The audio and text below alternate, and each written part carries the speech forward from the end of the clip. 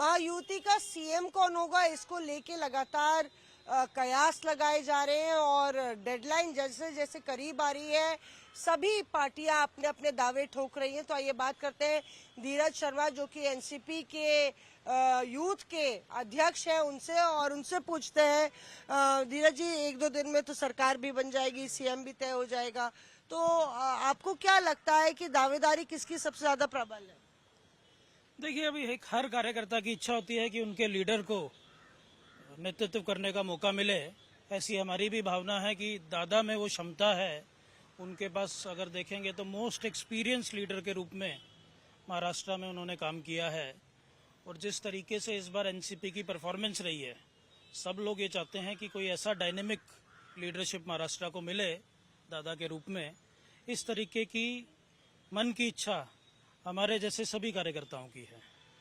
उधर एकनाथ शिंदे पहले से ही सीएम है और शिवसेना से भी दावे ठोके जा रहे हैं कि उन्हीं को सीएम बनाया जाए, उन्हीं के चेहरे पर चुनाव लड़ा गया, और जिस तरह से लोकसभा में जो नतीजे आए, चुनावी नतीजे, उसका तख्ता पलट या उसका टर्न अराउंड करने के लिए का कारण एकनाथ शिंदे है। देखिए, कैसा है कि ये सब तो अभी मिलके जो सीनियर लीडर्स हैं बैठ के डिसाइड करेंगे, और अगर कहीं पे भी ऐसा कोई नेतृत्व के बदलाव का अगर ये है तो हम लोग चाहते हैं कि दादा जैसा नेतृत्व महाराष्ट्र को मिले।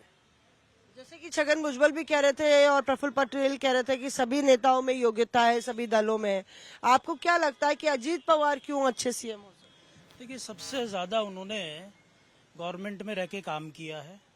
अगर आप सबसे ज्यादा एक्सपीरियंस्ड अगर किसी लीडर को देखेंगे तो इस वक्त अजीत दादा हैं, जिन्होंने राज्य में कई बार उप मुख्यमंत्री के रूप में काम किया है, कई बार वो मिनिस्टर रहे हैं, और जिस तरीके से वो एक जिसे कहते हैं ग्रेट डिसीजन मेकर हैं, तो वो अजीत दादा के रूप में सब लोग मानते हैं। और संख्या बल भी तो सबसे कम आप ही के पास है। मतलब संख्या बल अगर देखें, बीजेपी सबसे बड़ी पार्टी है, बीजेपी की तरफ से कहा जा रहा है कि अगर इतनी सीटों पे बीजेपी अब सरकार नहीं बनाएगी, सीएम नहीं बनाएगी, तो कब बनाएगी? देखिए, संख्या बल के साथ साथ में स्ट्राइक रेट की भी बात होनी चाहिए। स्ट्राइक रेट एनसीपी का सबसे कम सीट पे लड़के सबसे ज्यादा अच्छा रिजल्ट देने वाली पार्टी भी है, और मुझे लगता है कि इस आधार पे जरूर एनसीपी को भी कंसिडर किया जाना चाहिए।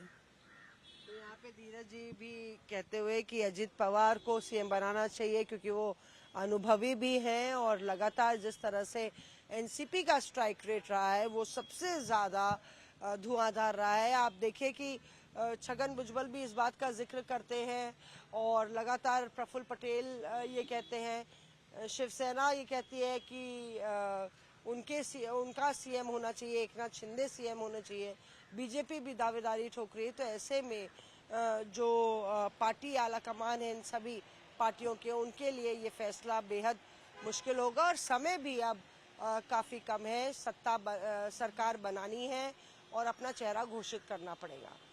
कैमरा पर्सन कुंज बिहारी के साथ मौसमी सिंह, मुंबई आज तक।